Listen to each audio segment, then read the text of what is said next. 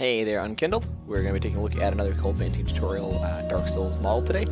We're doing the Titanite Demon mini-boss, and away we go. So I generally prime everything in a gray auto primer.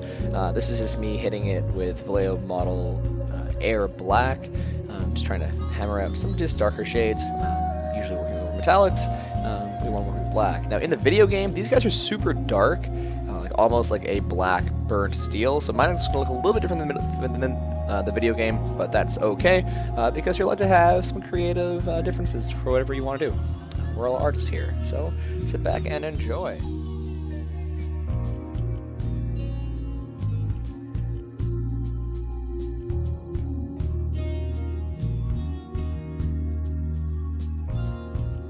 Okay, so the shadows are down. This is just the VMA model Air Gun Metal. I'm trying to establish a base metallic tone that we're trying to work with for this guy. Now these things are supposed to be supernatural, so I didn't want it to be a normal to silver thing, so I'm actually going with the VMA model Air Brass. A bit of a yellower tint, not quite like gold, but something a little bit different we can look at.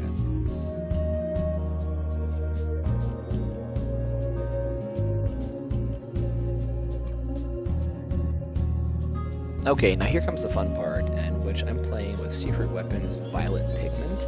I just mix it with water. You don't want to mix it with matte medium here because we won't be able to move it around afterwards. Now, the cool thing about this is that pigments are essentially paint without a medium, so they just dry like makeup, they dry like powder. So what we're going to be able to do is once this dries, is move it around, take it off in the areas that we don't want it to be, and keep it in all the places that we do want it to be.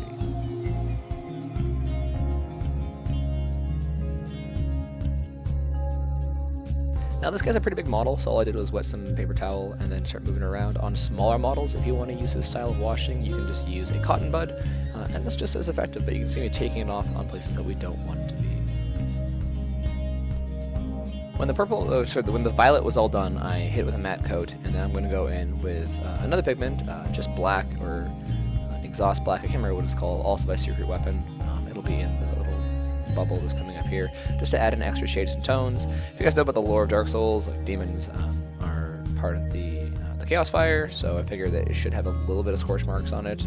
I don't know the exact fluff around these guys, because I haven't played Dark Souls 1 in quite some time, but yeah, you can see me just like trying to work in places where the light wouldn't be hitting as much. And it's kind of cool there that you can see me moving with my fingers where the black was, so we can get it a little bit better where we can have good light reflection immediately.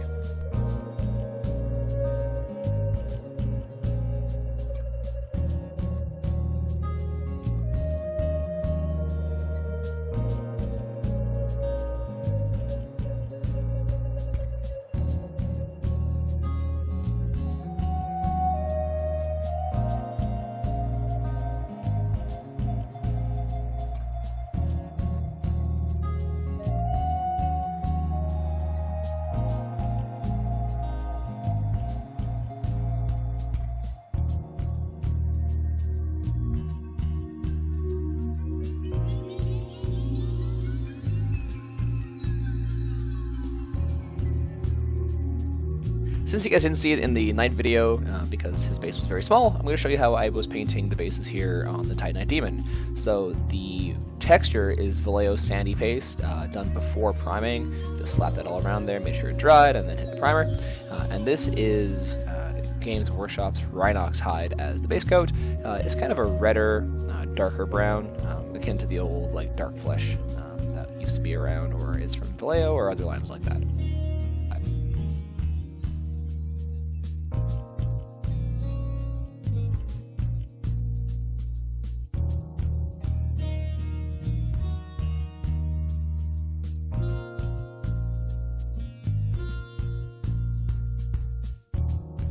Once the Rhinox Hide was dry, it's just a general dry brush of Mournfang Brown.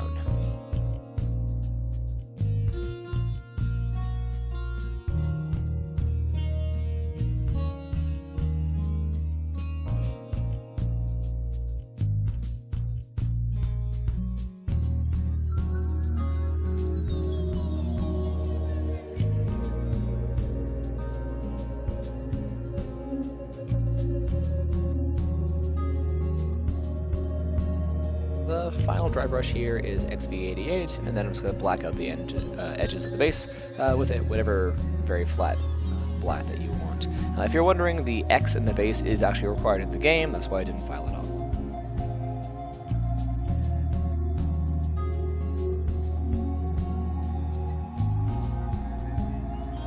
Alright, with Vallejo model color black, hitting the stick, whatever you want to call the man catcher he uses, as well as the rim of the base that I mentioned in the last audio clip, right here.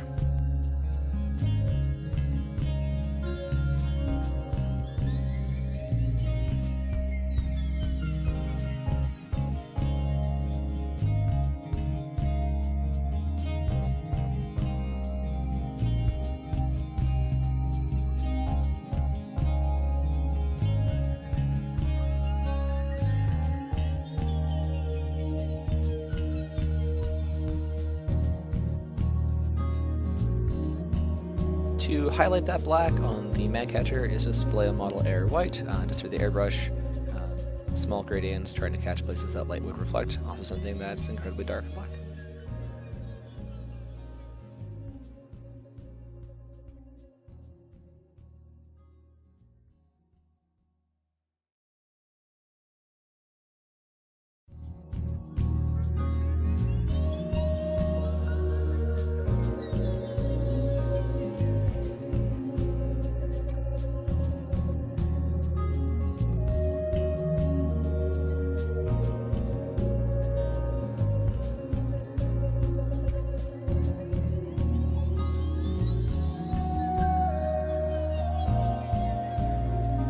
Okay, so I wanted to have more details, or something a little bit different on him. I can't remember if this is in-game or not, but I hit the runes on like the base of his neck with white, and then with a quick red wash, and then this is using Vallejo model air light red, just to make it look a little bit glowy and embery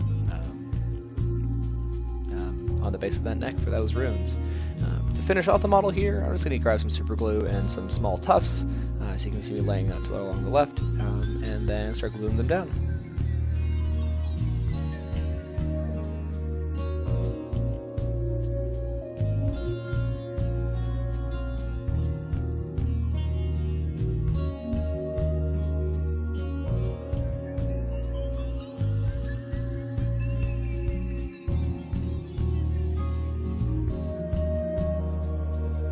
Alright, with everything all set up there, I'm going to start gluing the last pieces down, and I'll give you guys a quick shot of what the model looks like in the end, right at the end of this clip.